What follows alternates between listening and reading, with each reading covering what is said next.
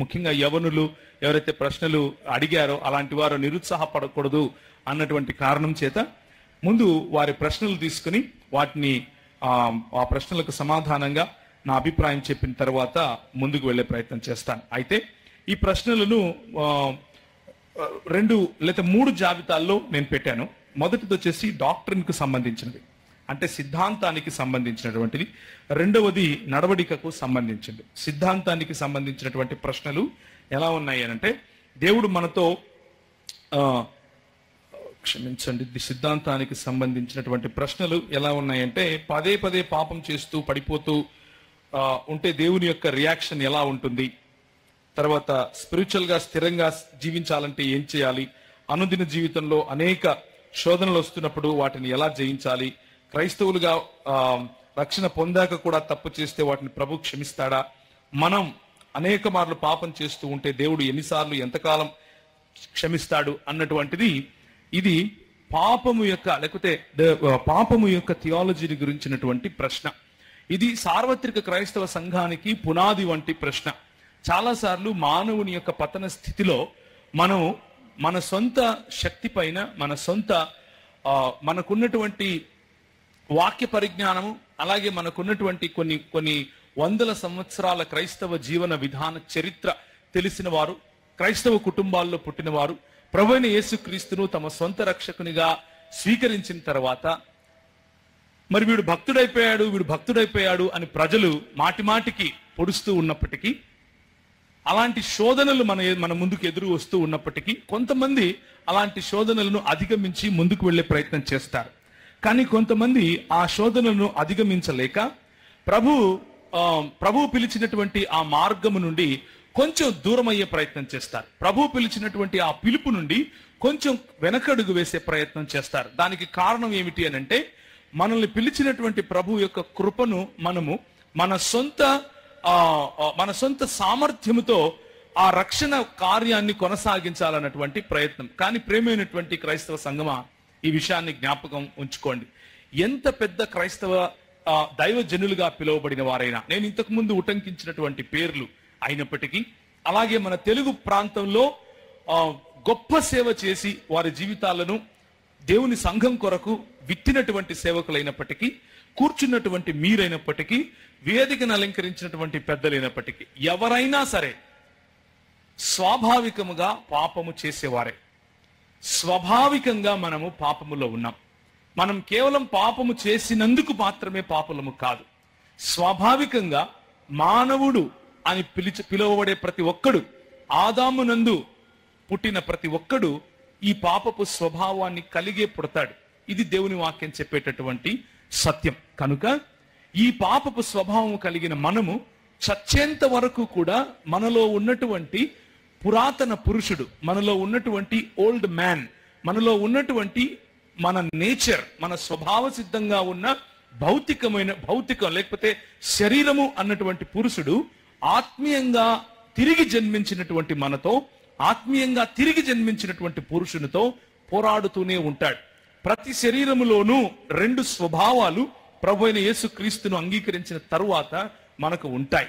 ఒకటి దేవుని సంతోషపరచాలన్నటువంటిది, ఇంకొకటి దేవుని పరచలేని బలహీనత కలిగినటువంటి స్వభావం. కనుక ఈ 2 స్వభావాల మధ్య జరిగే తర్జన భర్జన అన్నది జీవితంలో ప్రతి ఒక్కరికి చనిపోయేంత వరకు ఉంటుంది. కాబట్టి ముఖ్యంగా యువజనం, మీరు దయచేసి గుర్తుంచుకోండి, యేసు ప్రభువును మీరు అంగీకరించిన తర్వాత, రక్షణ అనుభవంలోనికి వచ్చిన తర్వాత మీ చేత పొరపాటు జరిగితే, ఆ పొరపాటు మీరు గమనిస్తున్నారు అని అంటే, ఆ పాపాన్ని మీరు విసర్జించాలన్న కోరికను మనసులో కలిగి ఉన్నారు అని అంటేనే దాని అర్థం ఏమిటి అని అంటే, ప్రభువు కృపను మీరు అర్థం చేసుకున్నారు అని అర్థం. ప్రభు మీ కొరకు తన ప్రాణం పెట్టాడు అన్నటువంటి విషయాన్ని అర్థం చేసుకున్నారు అని దాని అర్థం. అందుకని 1 యోహాను పత్రికలో పాపములో పడి ఉన్నవాడు అన్నటువంటి మాట ఉపయోగించడం జరిగింది. Those who continue to remain in sin అన్నటువంటి మాట ఉపయోగించడం జరిగింది.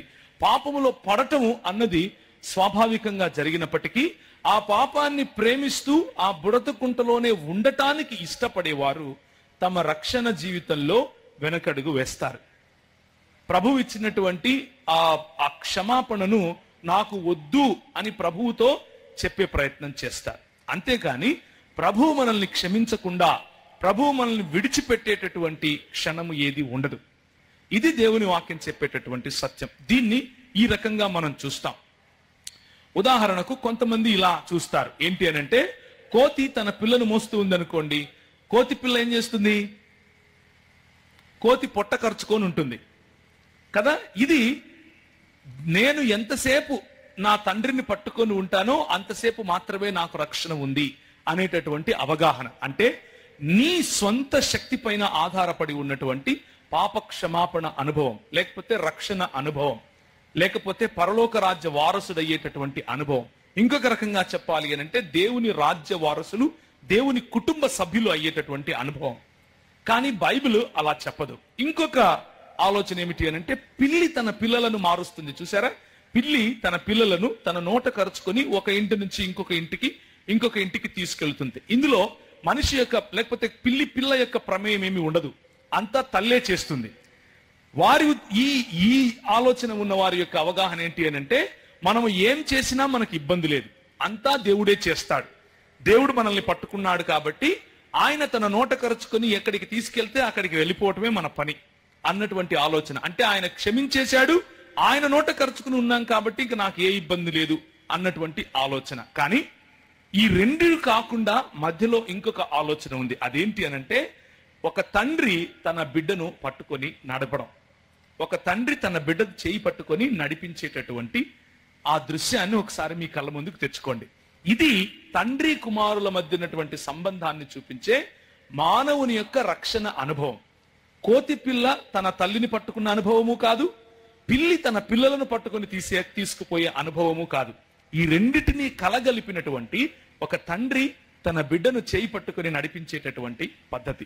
ఒకసారి ఒక బిడ్డ కాలువ అవతల ఆడుకుంటూ ఉంది, భయంకరమైనటువంటి వర్షం పడింది, ఇంటికి వెళ్దాం రా అని వాళ్ళ నాన్న యువతల నుంచి కేక వేస్తే ఆ అమ్మాయి రాలేదు, అలా చూస్తూ ఉండిపోయింది. తండ్రి ఒక వారధి లాంటిది తయారు చేసి నడుచుకుంటూ వెళ్ళిపోయి ఆమె చేయి పట్టుకుని, నా చేయి పట్టుకో అంటున్నాడు. నేను పట్టుకొని అని అలా గమ్మునగా నిలబడిపోయింది. ఈ తండ్రే తన చేయి పట్టుకుని ఆమెను తీసుకుని ఇంటికి వచ్చాడు. ఏమ్మా ఇంత వర్షం పడుతోంది, కాలువలో నీళ్లు బాగా పొర్లిపోతున్నాయి, నువ్వేమో పిలిస్తే రావట్లేదు, నేను నిన్ను నా చేయి పట్టుకోమంటే పట్టుకోలేదు, ఎందుకు అని అంటే ఆ అమ్మాయి చాలా దాన్ని ఏమంటారు, అమాయకపు ముఖంతో, అమాయకపు స్వరంతో ఈ మాట చెప్పింది. నాన్న, నేను నిన్ను పట్టుకుంటే ఈ తుఫానుకు ఎక్కడ విడిచిపెడతానో, నా బలం చాలదేమో అన్న భయం, కానీ నేను నీకు నా చెయ్యి ఇచ్చాను, నువ్వు నా చెయ్యి పట్టుకుంటే ఈ తుఫాను ఎంత భయంకరమైనా సరే నువ్వు నా చెయ్యి విడవవు అన్న ఆలోచన నాన్న అని చెప్పింది. ఇది క్రైస్తవ దృక్పథం. తండ్రి కొడుకుల, లేకపోతే తండ్రి కూతుళ్ళ మధ్య ఉన్నటువంటి సంబంధం ఎలా ఉంటుందో అలాంటిదే మన ప్రభు అయినటువంటి యేసుకు మనకు మధ్య ఉన్నటువంటి సంబంధం. ఆయన ఎందరిని ఆకర్షించాడో వారిని ముందే ఎరిగి ఆకర్షించాడు. కానీ ఎవరైతే స్పందిస్తారో వారినే ఆకర్షించినట్లుగా మనం అర్థం చేసుకుంటాం. కనుక మనం రక్షింపబడిన తర్వాత కూడా మనకు నిరీక్షణ ఉంది. మనకున్నటువంటి బలహీనతలలో మనల్ని బలహీనంగా చూసుకున్నప్పటికీ ప్రభువు తన బలము చొప్పున మనల్ని ప్రోత్సహిస్తూ ఉంటాడు.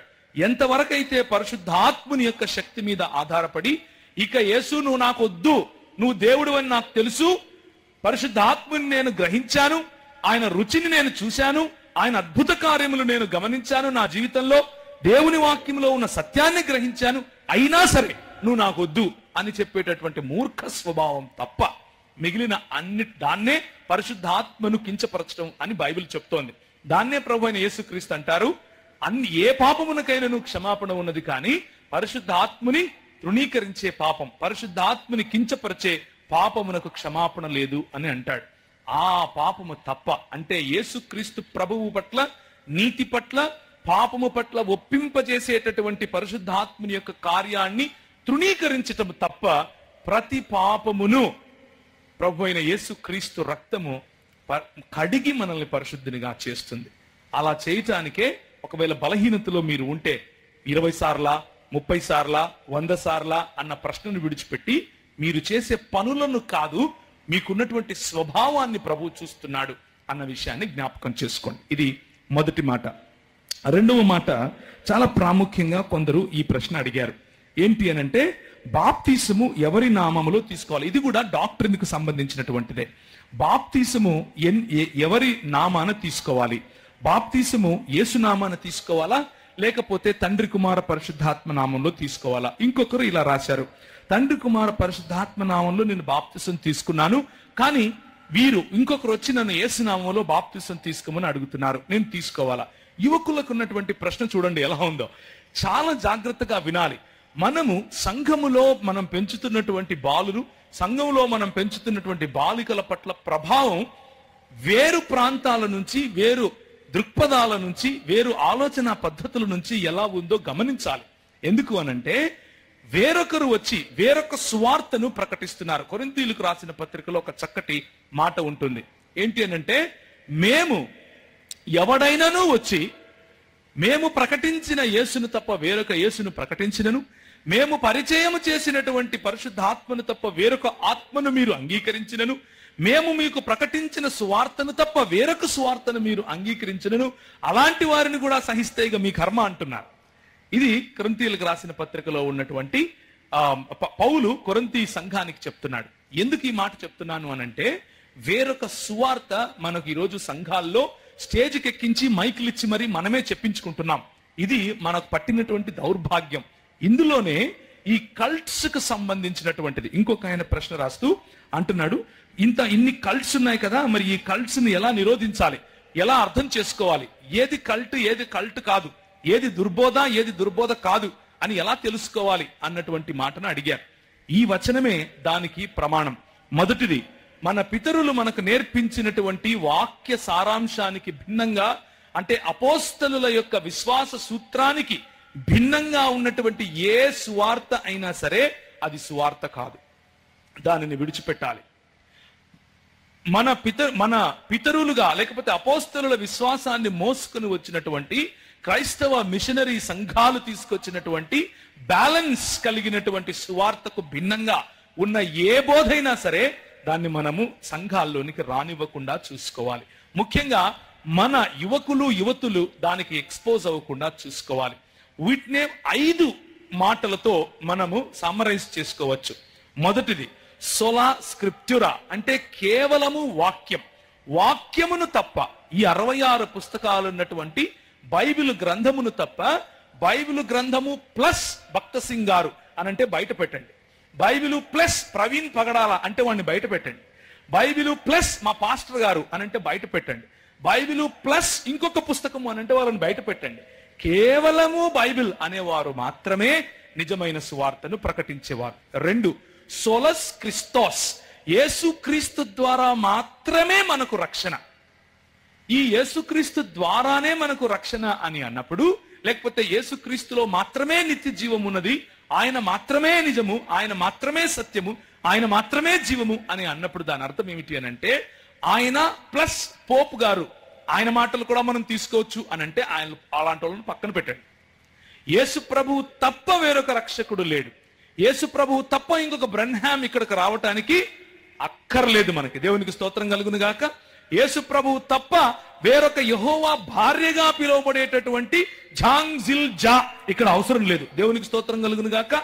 అలాంటి వారు మనకు అక్కర్లేదు. చాలా ధైర్యంగా ఉన్నది ఉన్నట్లుగా నిర్మోహమాటంగా చెప్పండి, మేము క్రైస్తవులము, మేము నజరేయుడైనటువంటి యేసు తప్ప ఇంకొక మార్గము లేదు అని నమ్మటమే క్రైస్తవ్యం.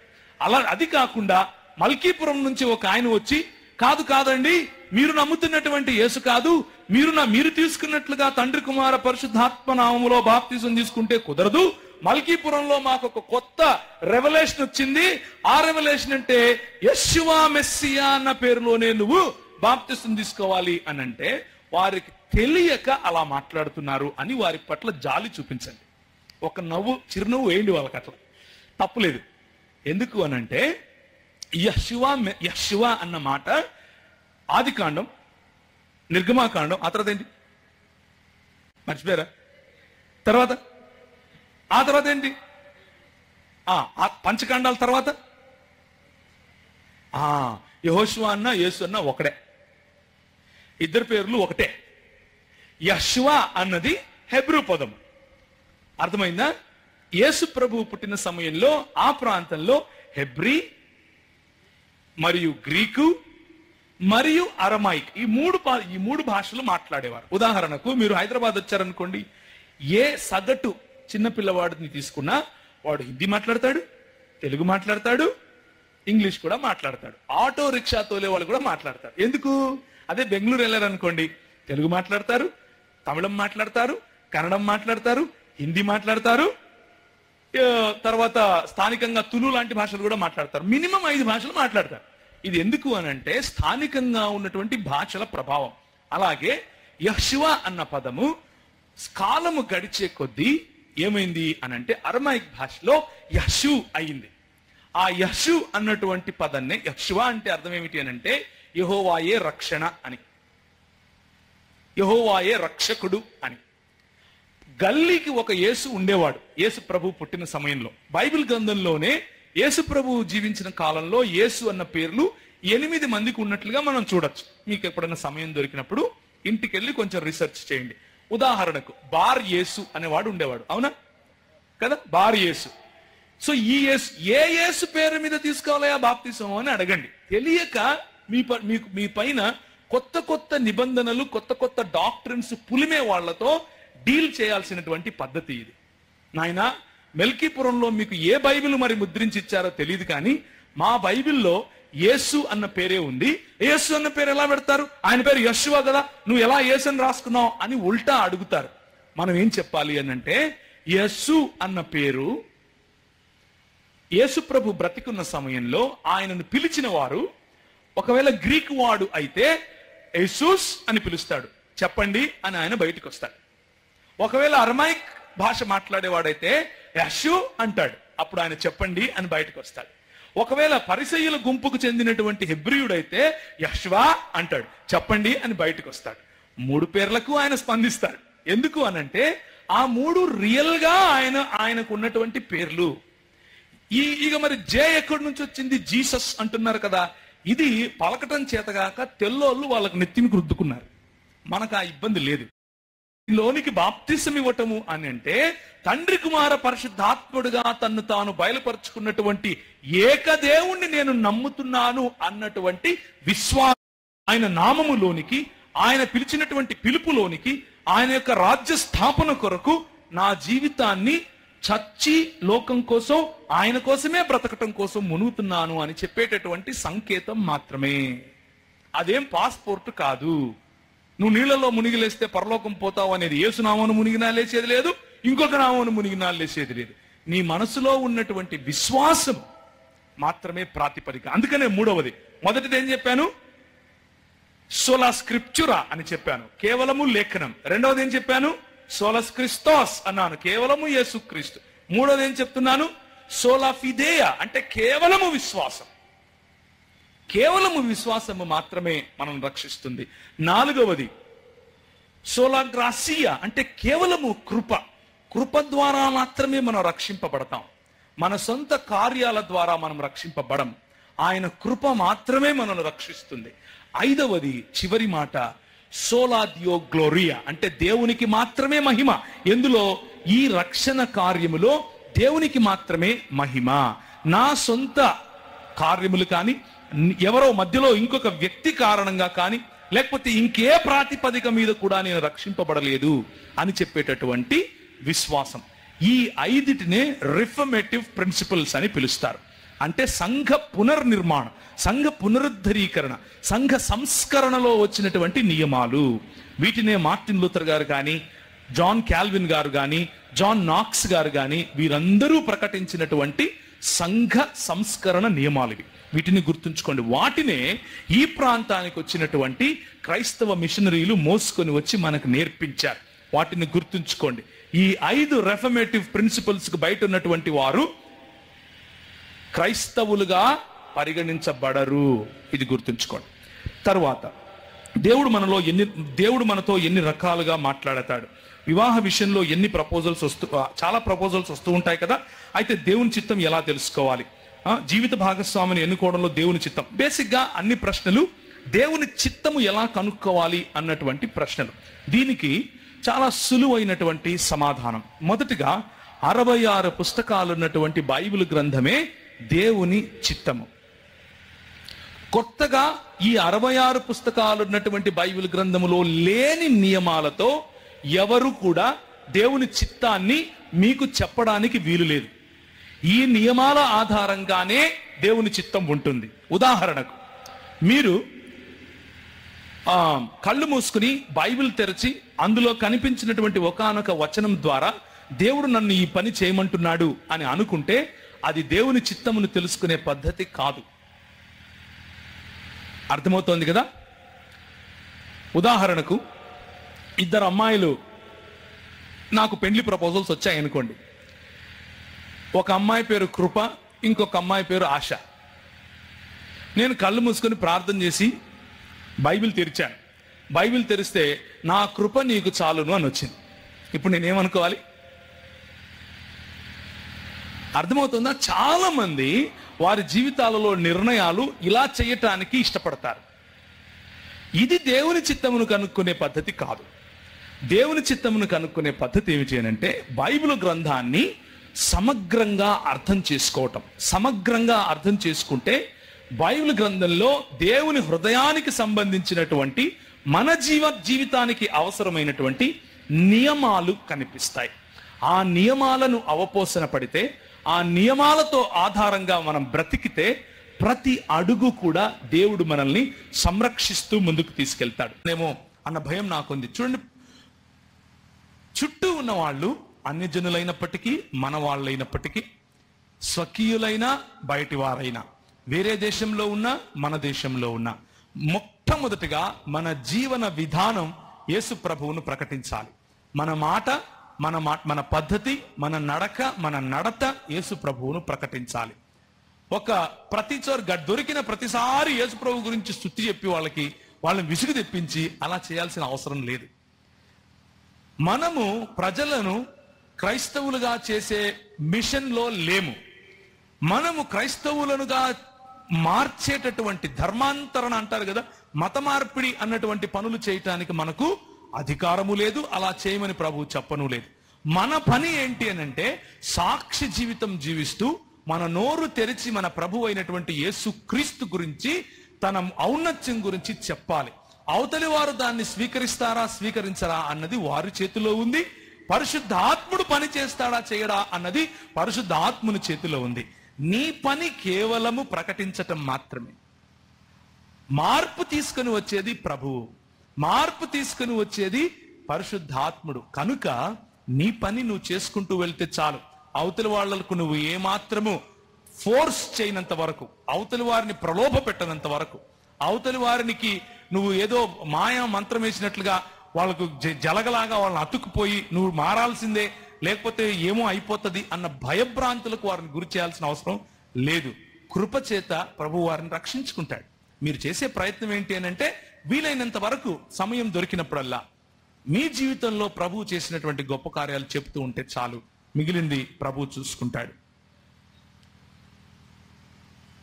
మనకు విశ్రాంతి దినం ఎప్పుడు, మనము సంఘ ఆరాధన ఎప్పుడు ఆచరించాలి? సంఘ ఆరాధనకు విశ్రాంతి దినానికి ఏ సంబంధం లేదు. సంఘ ఆరాధన విశ్రాంతి దినము తరువాత, అంటే శనివారము విశ్రాంతి దినం. శనివారము విశ్రాంతి దినం అయిపోయిన తర్వాత యేసు ప్రభువు యొక్క పునరుత్థానమును పురస్కరించుకుని ప్రజలు ఒక చోటికి చేరి ఆయనను ఆరాధించారు. కనుక సంఘ ఆరాధన సమయము ఆదివారంగా క్రైస్తవ సంఘం నిర్ణయించుకుంది. అంతేకాని ఇది విశ్రాంతి దినము అని కాదు. విశ్రాంతి దినము అన్నది షబత్ అని పిలిచేటటువంటి దినం. దాన్నే తెలుగులో సబ్బాతు అని రాశారు. ఆ సబ్బాతు దినము శనివారమే. కానీ సెరిమోనియల్ లా అనంటే ఆచారపరమైనటువంటి ధర్మశాస్త్రాన్ని ప్రభు అయిన యేసు క్రీస్తు సంపూర్ణం చేసేశాడు. తన జీవితంలో బ్రతికి ఉండగా మరియు చనిపోయి తిరిగి లేచిన సమయంలో నూతన నిబంధనగా ఆయన తన జీవితాన్ని, తన పరిశుద్ధాత్ముని మనకి ఇవ్వటం ద్వారా మనలో స్థిరపరిచాడు. మనం పండుగలు చేయటానికి, అమావాస్యలు పౌర్ణములు చేయటానికి, శబాతులు నిర్వర్తించటానికి మనకు అలాంటి కట్టుబాటు ఏమీ లేదు. ఎందుకు అనండి, ప్రభు అన్నాడు, విశ్రాంతి నా యందు సంపూర్ణమైంది. ఆయన గట్టిగా కేకలు వేస్తూ పిలిచాడు, ప్రయాసపడి భారం మోయిచున్న సమస్త జనులారా నా యొద్దకు రండి, నేను మీకు విశ్రాంతి కలుగజేస్తాను. మీరు వచ్చారా ప్రభు యేసుక్రీస్తు దగ్గరికి, మీకు విశ్రాంతి వచ్చినట్లే. ఇక మళ్ళీ కొత్తగా విశ్రాంతి కోసం ఒక దినం అవసరం లేదు. కానీ ఆ నియమం ఇంకా పోలేదు. మీరు పని చేయకుండా 6 దినములు పని చేసి 1 దినము విశ్రాంతి అవ్వాలి అన్న నియమము ఇంకా ఉంది. ఆ నియమాన్ని మాత్రం మనం పాటించాలి. కానీ మతపరమైనటువంటి ఆంక్ష కాదు అది. పరలోకానికి పోవటానికి ఒక మెట్టు కాదు అది. మోరల్ లా అంటే నైతిక ధర్మశాస్త్రము ఇప్పటికీ మన మీద ఉంది. ఆ 10 ఆజ్ఞల్లో కేవలం షబ్బాత్ మాత్రమే సెరిమోనియల్, మిగతానంటే కుదరదు. ఎందుకు అనంటే మోరల్ లాను ఆయన ఇంకా మన పైన అంతకంటే ఎక్కువ స్థాయిలో క్రీస్తు శాస్త్రముగా, క్రీస్తు ధర్మశాస్త్రముగా మన మీద ఆపాదించారు.